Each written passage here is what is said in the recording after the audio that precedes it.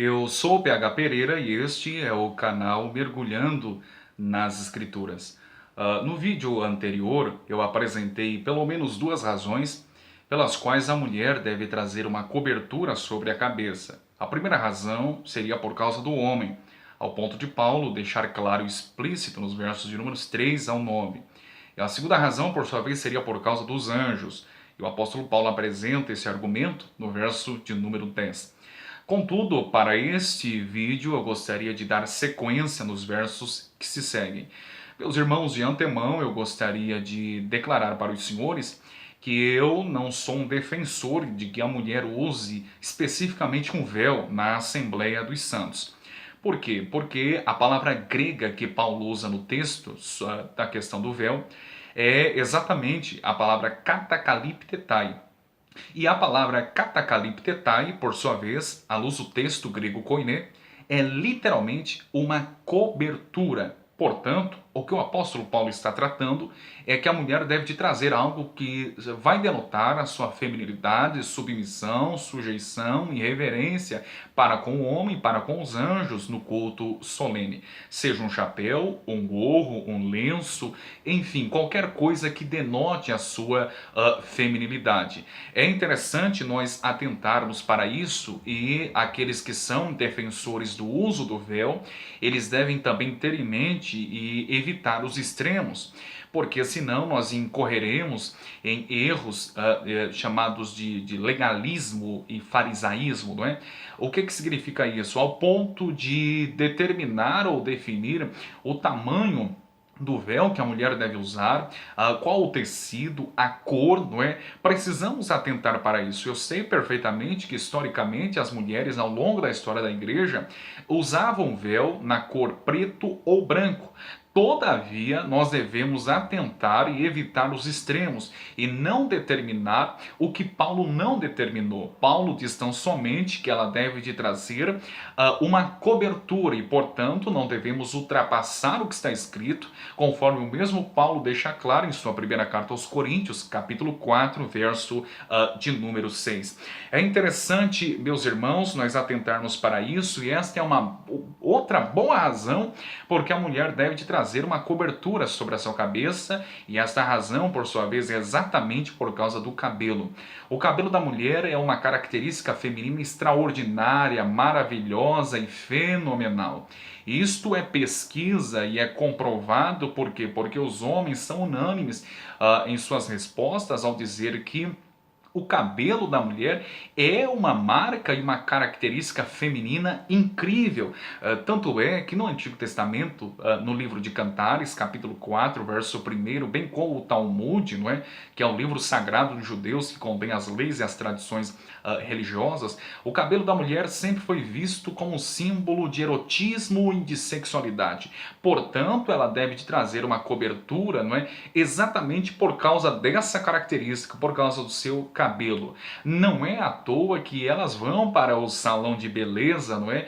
E fazer com que fique mais bonito o cabelo, não é? O cabelo mais apresentado. É exatamente por essa razão que elas devem usar também uma cobertura na Assembleia dos Santos. Por quê? Porque o olhar de todos, especialmente das outras mulheres, não deve ser voltado para outra mulher por causa do seu cabelo, sua roupa, bolsa ou sapato, enfim. O olhar de todos devem ser voltados tão somente para Cristo e para o Santo Evangelho, para a santa exposição da palavra de Deus que está sendo pregada e não para outra mulher, ok? Precisamos atentar para isso.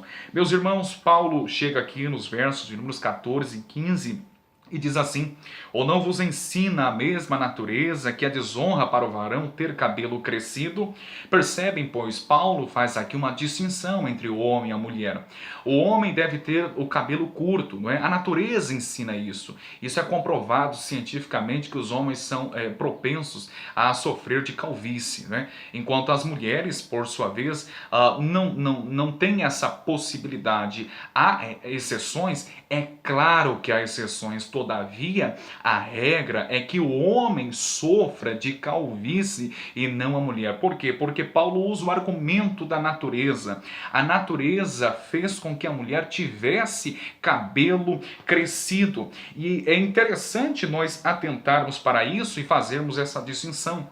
Obviamente que a mulher, eu não estou defendendo, que ela deve de trazer um cabelo comprido, arrastando lá no chão, não é? Como diz algumas pessoas aqui onde eu moro, varrendo a estrada, não é? Não é isso que estou dizendo, mas que ela deve de fazer a distinção ao ponto de alguém olhar para a mulher e não ficar indagando, será que é um homenzinho ou uma mulherzinha, não é? Ela deve de trazer o cabelo um pouco mais comprido, um pouco mais crescido do que o homem que traz o seu cabelo mais curto, não é? Portanto, nós devemos atentar que há essa distinção sim, a mulher deve de trazer o seu cabelo crescido. E no verso de número 15, este é um texto muito usado por aqueles que são avessos ao uso da cobertura, que diz assim: mas ter a mulher cabelo crescido lhe é honroso, porque o cabelo lhe foi dado em lugar de véu. O argumento é o seguinte: Paulo está dizendo aqui que o cabelo é o véu, logo não é mais necessário usar o véu. Algumas pessoas argumentam, não é? Meus irmãos, entendam e compreendam que Paulo diz aqui, Paulo faz menção que a mulher deve de trazer cabelo crescido, e a ideia de cabelo aqui, à luz do texto grego, traz a ideia de um cabelo bem cuidado, tratado, adornado e crescido. Veja bem, se o apóstolo Paulo tinha em mente exatamente que o cabelo é o véu, veja bem, se Paulo está ensinando aqui no verso de número 15 que o cabelo é o véu, e em versos anteriores ele diz para a mulher cobrir-se, será que ele está dizendo para a mulher cobrir-se com o cabelo? Veja bem, eu vou destacar apenas o verso de número 6. Portanto, se a mulher não se cobre com véu, tosquice também. Mas, se para a mulher é coisa indecente tosquiar-se ou rapar-se, que ponha o véu. Agora percebam porque eu vou substituir a palavra véu aqui por cabelo e vamos ver se vai ter coerência. Veja bem, portanto, se a mulher não se cobre com cabelo, tosquice também. Mas, se para a mulher é coisa indecente tosquiar-se ou rapar-se, que ponha o cabelo. Meus irmãos, não faz o menor sentido. Portanto, véu é véu, cabelo é cabelo. Além disso, se Paulo está realmente ensinando no verso 15 que o cabelo é o véu, eu penso que Paulo seria um lunático ou um contraditório. Por quê? Porque desde o verso de número 3 ao 14, Paulo traz a ideia da necessidade da mulher cobrir-se com uma cobertura, não é? Todavia ele chega no verso de número 15 e diz mais ou menos assim: minhas irmãs, eu devo dizer-lhes que o cabelo é o véu, ok? Veja a incongruência desse argumento. Paulo, então, era um lunático ou era um contraditório, não é? Eu não creio nesse pensamento e nessa argumentação, não é? Paulo já vinha, desde o verso 3, dissertando e discorrendo sobre a necessidade da cobertura, e porque no verso de número 15 ele usaria, não é, esse argumento que o véu é o cabelo. Não faz o menor sentido. E Paulo diz aqui, porque o cabelo lhe foi dado em lugar de véu. Percebe? Porque a palavra em lugar de é a palavra grega anti, que significa em face de, em oposição a. É por isso que algumas versões e bíblias traz a expressão porque o cabelo lhe foi dado como véu e não em lugar de véu. Por quê? Porque o cabelo é o contrapiso do véu. Da mesma sorte que a mulher deve de trazer o véu, ou melhor, o véu natural, que é o seu cabelo, que a natureza lhe deu, que Deus lhe deu, ela deve de trazer também um véu simbólico, obedecendo, portanto, a este mandamento e a este princípio bíblico e paulino.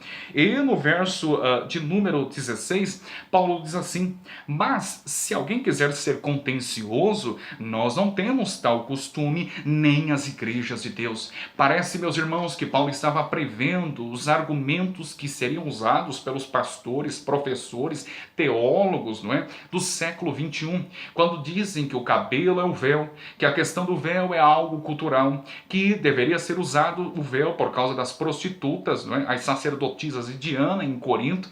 Parece que Paulo estava prevendo defendendo todo este argumento. E Paulo estava dizendo, meus irmãos, se alguém quiser fazer contenda sobre isso, nós não temos tal costume, nem as igrejas de Deus. Percebe que isso já era um problema e toda uma discussão no século I, quanto mais no século XXI que nós estamos vivendo, onde a nossa cultura, infelizmente, foi tão depravada e maculada pelo pecado, que começou a inserir dentro da igreja de Cristo até mesmo princípios humanos, dizendo que tudo é relativo, cultural e por aí vai.